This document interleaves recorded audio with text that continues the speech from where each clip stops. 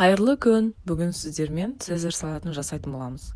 Ең алдымен грудинканы майдалап турап, оған тұз, сушеный чеснок, паприка және бұрыш саламыз да араластырамыз.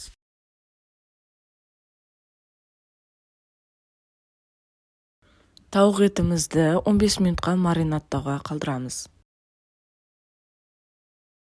15 минут өткен соң противенге пергаментная бумага төсеп, тауық етімізді жайып шығамыз.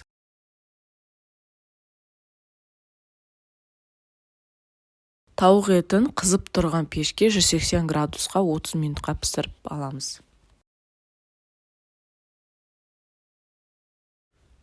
Тауық етіміз піскенше біз соус дайындаймыз. Оған майонез, лимонның соғы, сушеный чеснок, үшеуін араластырамыз.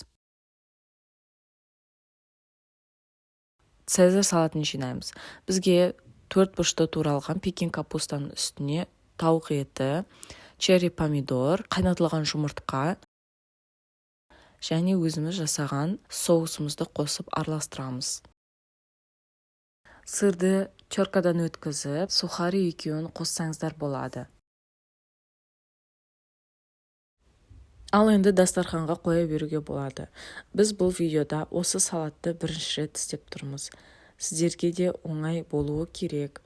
Астарыңыз дәмді болсын. Келесі қандай видео, қандай тамақ пісірейін, соны комментарияға жазып кетіңіздер. Видеоға лайк басып, каналға подписка жасап қойыңыздар.